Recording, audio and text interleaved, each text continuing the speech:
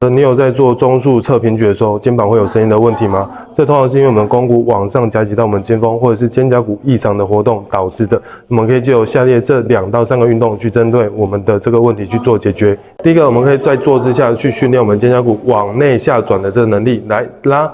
记得整个过程中都要维持阔背肌的张力，将我们手肘靠近身体之后去做一个向右后旋转慢回。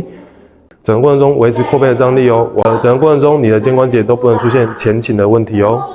第二个运动，我们会针对我们的菱形肌，就是我们的 scapula retractor 去做训练，将我们的手肘与肩膀同高之后，去做一个往后收的动作，来拉、夹挤压你的肩胛骨，慢回。记得整个过程中你都要维持阔背的张力，以及肩胛骨的内收，脖子维持中立，回放。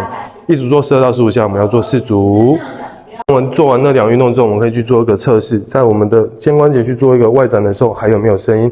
如果还是有的话，我们可以选择在肩关节肱骨相对比较外转的姿势下去做一个中束的飞鸟侧平举的动作。在这个角度下，它才不会去刺激到你的棘上肌的肌腱，预防肩峰下的夹击。来，我们再把重量拿上去。